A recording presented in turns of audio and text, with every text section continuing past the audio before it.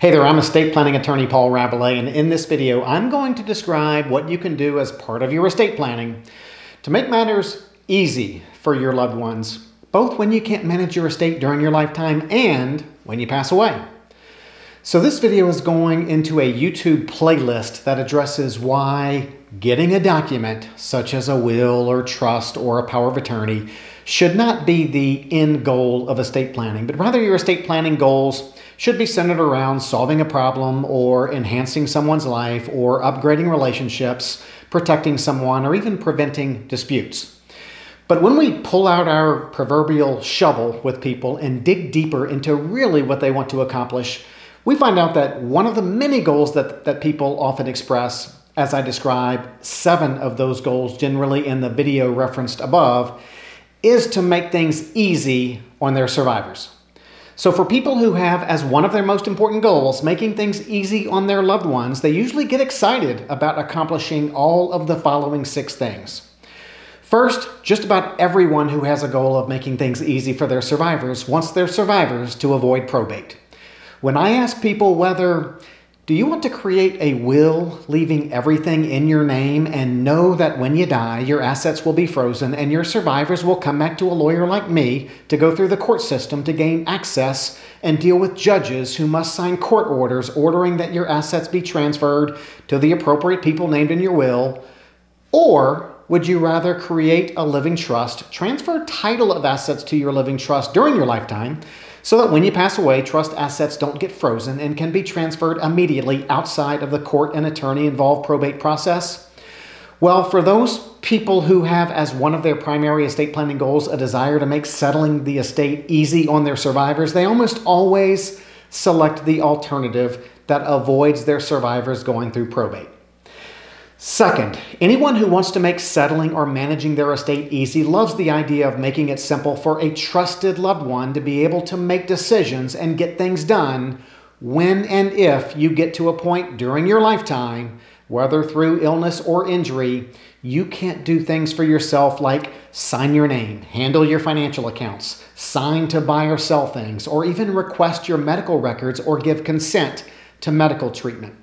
People who find important making things easy for my spouse, my children, or easy for others typically love the idea of putting into place those financial and healthcare powers of attorney, along with creating a trust which designates a successor trustee to handle trust business when the person who set up the trust becomes incapable.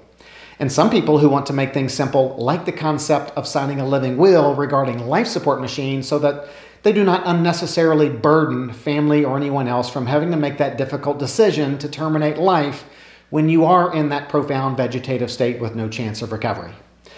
Third, people who want to make things easy for their survivors generally strongly support the idea of creating that estate assets inventory.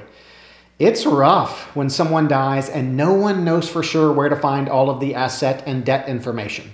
By creating that list or inventory of all the assets that are in your estate, you make things easy by keeping your closest loved ones from having to go on a wild goose chase trying to figure out what you have. And along the same lines, people who want to make estate settlement easy on survivors often like the idea of consolidating financial accounts from several financial institutions down to one or just a few, so that the survivors only need to go through the nonsense that is involved in transferring funds at death at only one financial institution rather than several.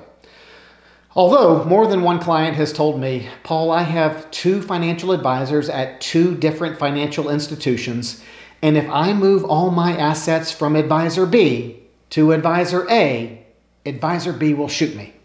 So even though some have a solid intention of making things easy on others, they still prefer to keep their money at multiple financial institutions. Fourth, people who love the idea of making settling their estate easy on their survivors like the idea of addressing tangible personal property.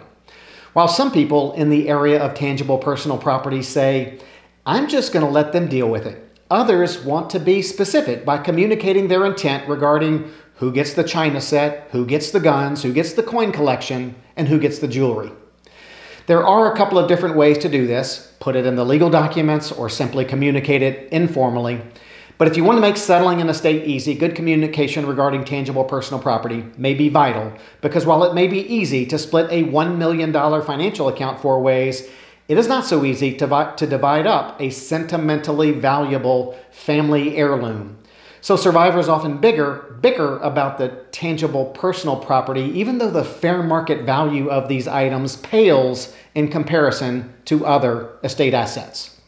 Fifth, people who want to make things easy for all of their survivors should give special thought to putting the right person or people in charge at the appropriate time. Let's say you have 4 survivors, A, B, C, and D.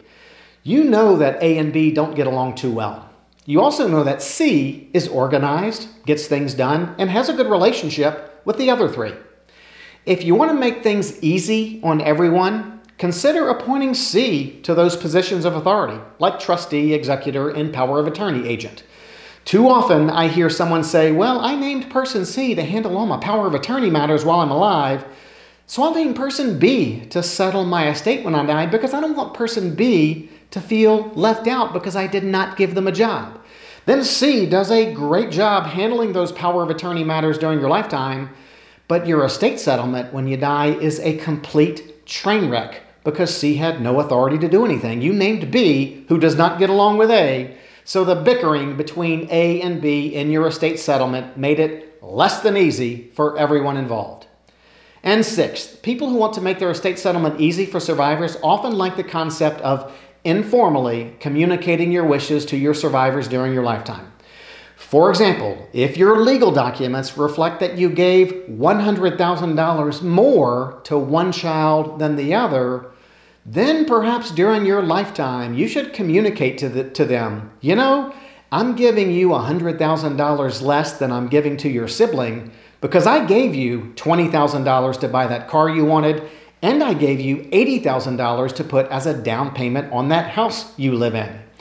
Because when people understand not only what you did, but they also understand the why you did it, they are typically more willing to understand and accept what you've done, and that makes the estate settlement easier for everyone. So there you have it, 6 things that people who are driven to make their estate settlement simple on their surviving loved ones should and do consider as part of the estate planning process. Hopefully now you are starting to appreciate that estate planning involves more than getting a document, such as a will. This making it easy concept is just one of 7 common estate planning objectives that people express when we dig into their why they want to get their estate in order. Look for videos on the others in this playlist as I create that content. Thanks and have a great day.